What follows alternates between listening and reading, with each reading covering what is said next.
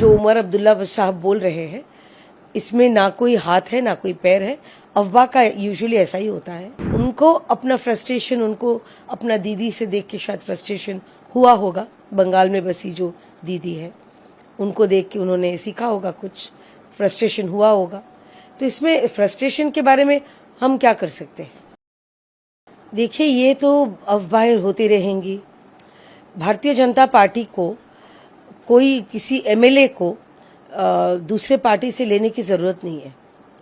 ये बात अलग है, हमारे पार्टी में लोग शामिल होना चाहते हैं क्योंकि देश जैसे आगे बढ़ रहा है।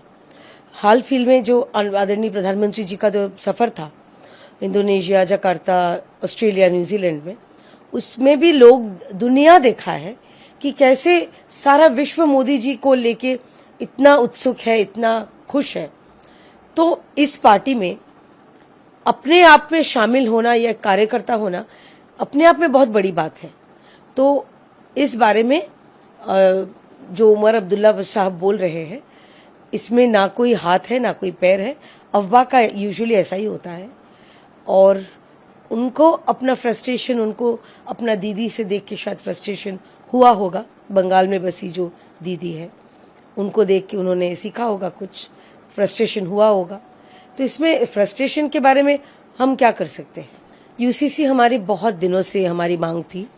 भारतीय जनता पार्टी का घोषणा पत्र बोलिए या संकल्प पत्र बोलिए, इसमें भी यूसीसी का वादा किया था। और जो वादा हमने पश्चिम बंगाल के जनगण को किया है वो लागू होके ही रहेगा। और यूसीसी मतलब जो देश अपना संविधान में जिसका सेक्युलर की बात है, जिस देश में सबको एक जैसा हक देने का बात है, तो वो देश में यूसीसी क्यों नहीं लागू होगा? एक देश में एक निशान, एक विधान और एक प्रधानी तो होगा। तो इसमें दोहरा क्यों है? दोहरा इसलिए है क्योंकि कुछ कुछ पॉलिटिकल पार्टियां वो अपीजमेंट पॉलिटिक्स कर रही थी ये सेक्युलर होने के आड़ में। तो उनका ये जो लगता है कि उनका जो अपीजमेंट पॉलिटिक्स बोलिए या तोषण राजनीति बोलिए, ये खत्म हो जाएगा, बंद हो जाएगा। तो इसीलिए उन लोग इसका विरोध कर रहे हैं।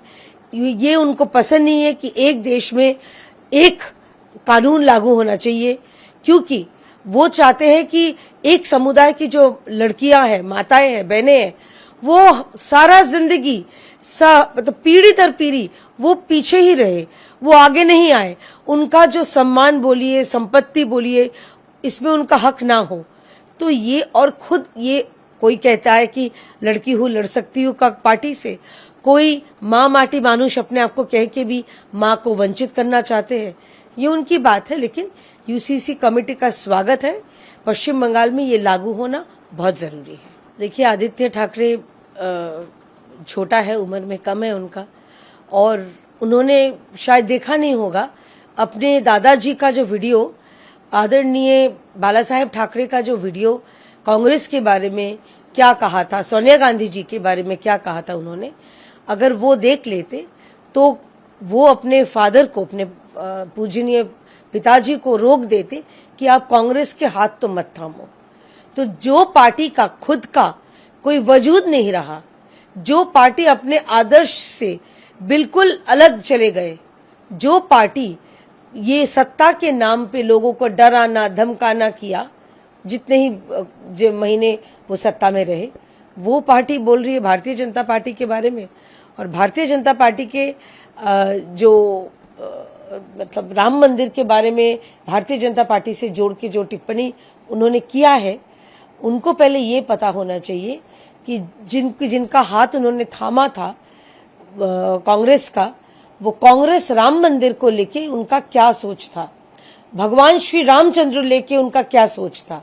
उसके बाद ये टिप्पणी करते तो अच्छा रहता।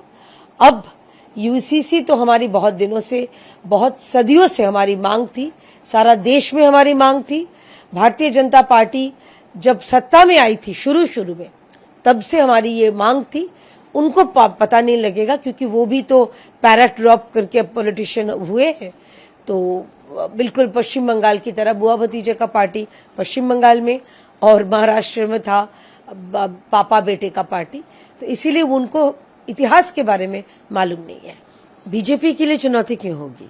भारतीय जनता पार्टी हमारा संगठन बोलिए, हमारा लोगों का सेवा देने का मौका बोलिए, हर तरफ से हम लोग आगे हैं। तो भारतीय जनता पार्टी को चिंता करने की जरूरत नहीं है। चिंता करने की जरूरत है और एक बंदोपाध्याय को, ममता बंदोपाध्याय को। वो चिंता करे कि उनके पास वैसे ही तो बहुत कम कार्यकर्ता थे, सांसद कम थे, एमएलएज भी कम थे। अब वो चिंता करे अपना संगठन कैसे करेगी। बीजेपी को चिंता करने की जरूरत नहीं है और बीजेपी ना ही इसके बारे में टिप्पणी करेगी, क्योंकि ये ऋतुव्रत बंदोपाध्याय की पार्टी है। वो अपना पार्टी कैसे सजाएंगे, किनको नियुक्त करेंगे, किनको हटाएंगे, किनको रखेंगे, ये बिल्कुल उनके ऊपर है।